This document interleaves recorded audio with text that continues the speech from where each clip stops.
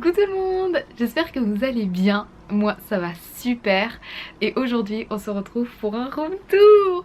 Je suis super contente en fait de tourner cette vidéo parce que vraiment ma chambre pour moi c'est vraiment la pièce importante, c'est vraiment la pièce où je dois me sentir bien, où je dois me sentir inspirée, où vraiment je fais en plus tout ce qui me correspond intérieurement.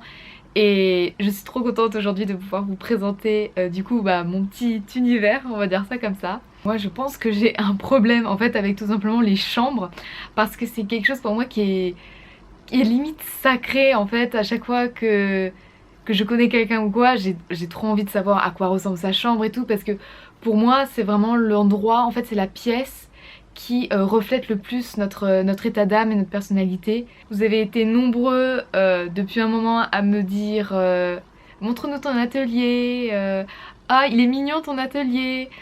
Mais en réalité j'ai pas d'atelier en fait, c'est juste ma chambre. Sincèrement moi j'adore en fait regarder des room tours et franchement décorer sa chambre pour moi c'est carrément littéralement une passion. J'y passe parfois des heures et même des jours en fait. Elle change tous les ans en fait parce que je refais le mur qui est derrière moi. Ils en fait les photos parce que évidemment en un an on change, on fait des nouvelles choses et j'aime bien pour la rentrée avoir cette espèce de vibe de nouveauté. Voilà vraiment ça j'adore et du coup je passe énormément de temps à réaménager tout ça. Et aussi il y a des objets après qui nous correspondent plus forcément parce que on évolue. Voilà, soit ma chambre elle est assez petite on va dire parce que c'est une moitié de chambre puisque je la partage avec ma petite sœur, donc pas si petite que ça parce qu'on a que 2 ans d'écart, mais bref. Et donc du coup c'est juste sous une mezzanine en fait mon petit coin, mais ça a beau être petit, il y a énormément de choses à montrer, je me répète mais encore une fois je suis super contente de pouvoir vous montrer un petit morceau de chez moi parce que c'est plein de petits bouts de moi en fait ici avec toutes mes passions, ma vie et tout ça et je suis super contente que ça vous intéresse. Du coup je vous laisse avec la suite et j'espère que ça vous plaira.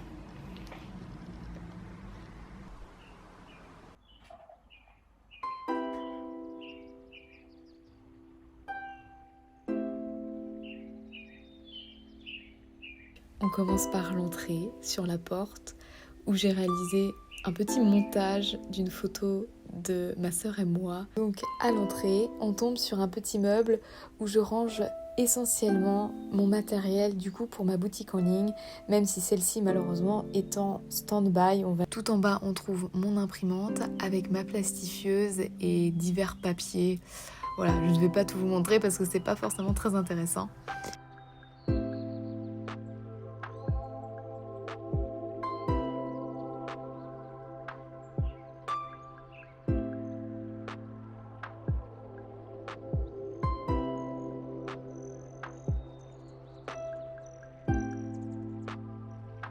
Ensuite, sous la mezzanine, il y a mon bureau bien sûr, tout mon matériel de dessin et des livres et des plantes et plein d'autres choses encore.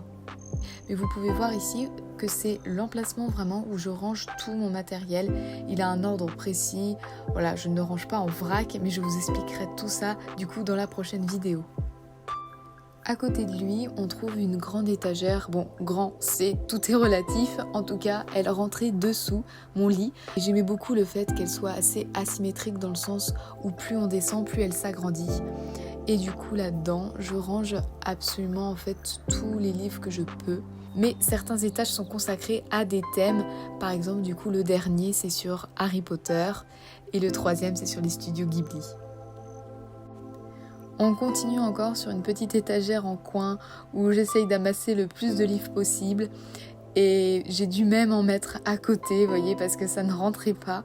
Voilà, moi ça me dérange pas, je sais que j'aime bien justement avoir des livres qui ne sont pas forcément rangés et bien classés dans les étagères. Ça donne un espèce de fouillis, de bibliothèque un peu perdue et j'aime bien. Un des éléments évidemment, c'est mon mur. Il est littéralement couvert de photos. Alors je sais bien qu'il y en a qui n'aimeront pas forcément. C'est le cas de ma sœur qui trouve que c'est parfois trop saturé et que ça fait mal aux yeux. Moi en tout cas, plus il y en a, plus j'aime. Et franchement, je suis super contente de la version de cette année. Vous ne pouvez pas savoir à quel point j'adore. Ensuite, près de la fenêtre, il y a un petit mur que j'ai intitulé ma motivational wall.